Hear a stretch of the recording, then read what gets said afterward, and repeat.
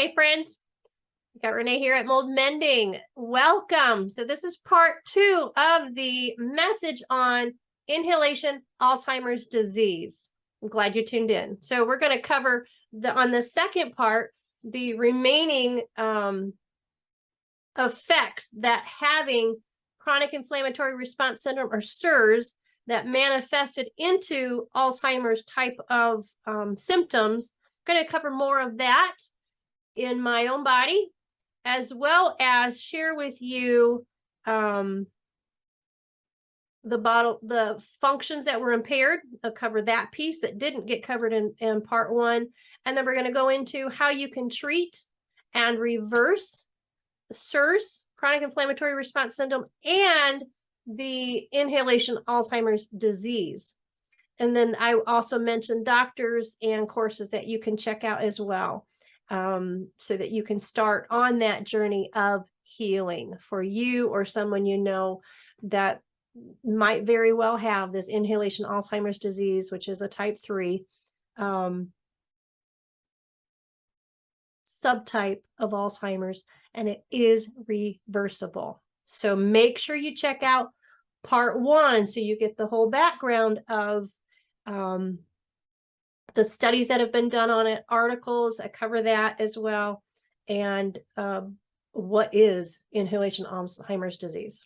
I know it talked about it's not affected by your memory, but for me, I forgot people. I forgot jobs that I had just done. I forgot places. I forgot conversations. My short-term memory did get affected. I forgot when I was cooking. That's pretty crazy. Play was hard for me. So like when I was in that bedridden state and at the very beginning of this healing piece, and at different times when I'm in a dip because of other inflammation that's come, other stressors and other inflammation that's come into my life, play and thinking and the mathematical figuring out things that had been stressed. So like when we were first staying with friends while I was in the beginning of my healing stage and in that bedridden state, they would play a lot of card games. I would come out and I would just get overwhelmed because I'd see all these numbers in their decks of cards, and you know, you're supposed to be able to, I can't even remember the game at the moment, but you had to be able to place the cards in a certain series, and there had to be like addition and subtraction, and there had to be a strategy, and all that was overwhelming for me. So couldn't even touch those kind of things, following directions. And even it was talking about, what did it say? Let me find that word again. It was talking about learning disability, impairment of verbal and written language, but another article even talked about the inability to even do your natural, the skills that your brain tells your body to do. Like for me, I wish I could remember what that word was, but for me, even swallowing was affected. Like I struggled one time where I was eating an apple and I'm like, why isn't that going down? The apple was just getting stuck in my throat, not because it was a big piece, but it was because my body was forgetting that I needed to swallow. The function, yeah, use the word dysfunction. My body was becoming dysfunctional and forgetting its job in certain places. And for me, it was swallowing was one place that my body was forgetting it needed to be doing.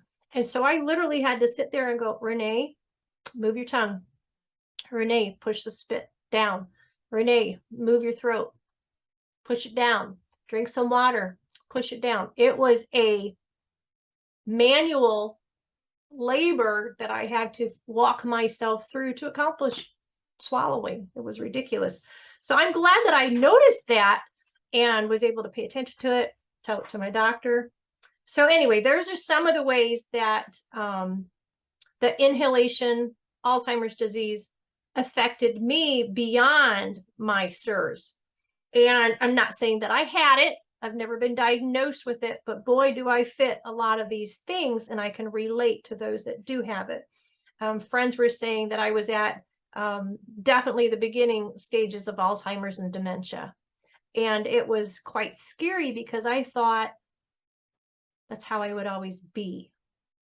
But because of getting treatment, first getting out of the environment, getting the treatment, it's reversed all of these things. So I now can follow conversations. I can now engage and be able to reciprocate and be able to be an encouragement back, and having heard what they said and being able to translate it emotionally and mentally and be able to give back in even conversations and all these other things. I'm beginning to gain, like remembering things, remembering people, places, conversations.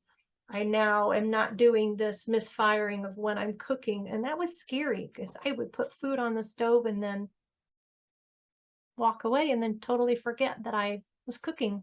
And my friends, thank God that they were around when I was going through this heavily. My husband and two friends of ours that we stayed with, they paid attention a lot to me and helped.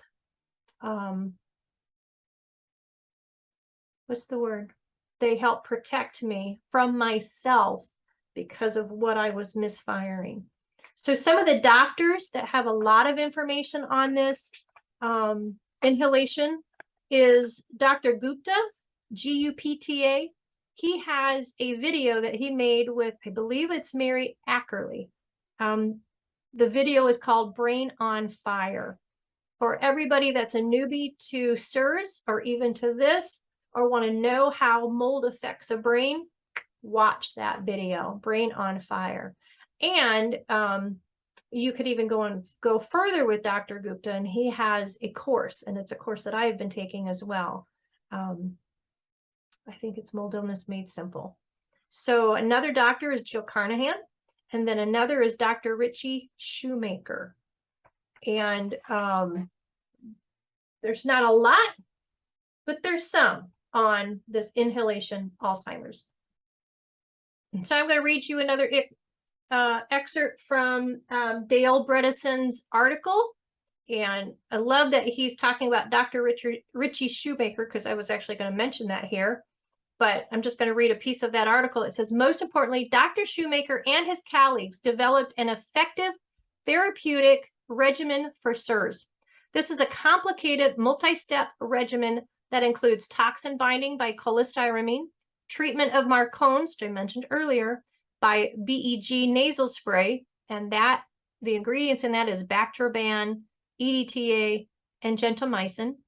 And then also intranasal VIP, which is a vasoactive intestinal peptide, removal of the toxin source, addressing all of the hormonal, gastrointestinal, and other biochemical abnormalities. An example would be the antidiuretic hormone administration if indicated, and follow-up laboratory tests to ensure return to normal. So that's sharing a little bit of Dr. Shoemaker's protocol for treating that mold patient. But the other things to do is leave your mold environment. The person who is affected by this Alzheimer's needs to get out of that moldy environment. That's dangerous. And they need to get out of the toxin environments that they are in as well. They need to be treated by a functional doctor. Integrative specialist is who I go to. And there are special mold doctors that have been licensed under Dr. Richie Shoemaker. You can look for them online. They might be having one in your area or in the area of that person that you want to have treated. But they specifically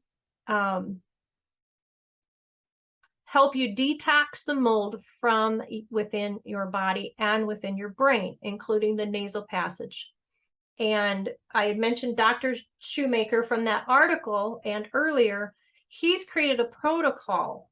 And I just gave you some of the details of that protocol, but it's very detailed, and it's can be found in the Surviving Mold, Life in the Era of Dangerous Buildings book, or find that online on his website.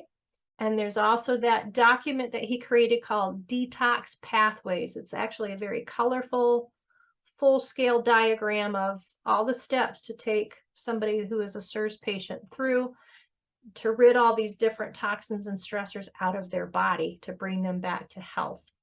And then lastly, the other things to help to reverse this is changing not just the mold environment, but the other environments that you might be in that are toxic, as well as what are you bringing into your body, any of those kind of toxins, as well as changing your diet. So I am proof that mold can damage your brain and can cause that neurodegeneration that I mentioned earlier, which is a cognitive decline and so many other things. You want to learn more, check out those doctors I mentioned and check out that article. And I pray that those that are in your life or you yourself who suspect that you might have this, ask your doctor. So I am grateful that this type 3 inhalation Alzheimer's disease is something that can be reversed.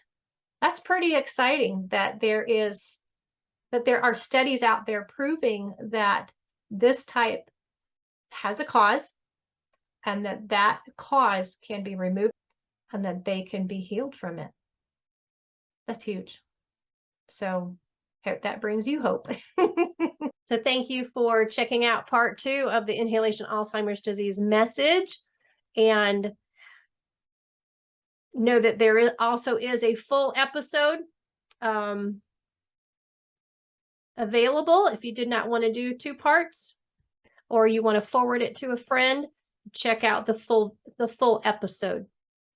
Remember, we can be well even while ill. You have an awesome day.